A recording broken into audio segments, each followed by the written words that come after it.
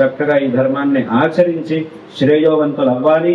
ఇంకా ఇంకా కూడా ఈ ధర్మం యొక్క విషయంలో అవగాహనని ఇంకా పెంచుకోవాలి అందరూ కూడా. ఎందుకంటే ఇప్పుడు ఉన్నటువంటి జ్ఞానం, చాలా మందికి ధర్మం గురించి ఏదో కాస్త జ్ఞానం ఉంది, కానీ ఆ జ్ఞానం సరిపోదు, ఉన్నటువంటి జ్ఞానం అంత దృఢంగా లేదు.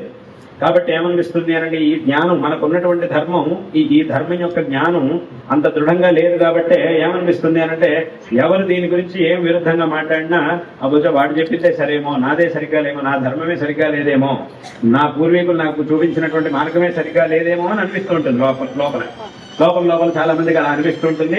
అలా అనిపించి సరైనటువంటి మార్గంలోంచి తప్పుడు మార్గంలోకి వెళ్ళిన వాళ్ళు చాలా మంది ఉన్నారు. కాబట్టి మనం అటువంటి తప్పును ఎప్పుడు కూడా చేయకూడదు. ఒకవేళ అటువంటి తప్పును కనుక ఎవరైనా చేస్తే వెంటనే దాన్ని సరి చేసుకోవాలి. ఎవరైనా కూడా ఇలాంటి దుర్బోధనలకి లోనై ఈ ధర్మాన్ని కనుక విడిచుంటే, దీని మీద ద్వేషబుద్ధిని పొంది ఈ ధర్మాన్ని కనుక విడిచుంటే అటువంటి తప్పుని వెంటనే అందరూ కూడా సరి చేసుకోవాలి. ఇందులో ఏ విధమైనటువంటి ఆలోచన చేయకూడదు, వెంటనే ఆ తప్పుని సరి చేసుకోవాలి.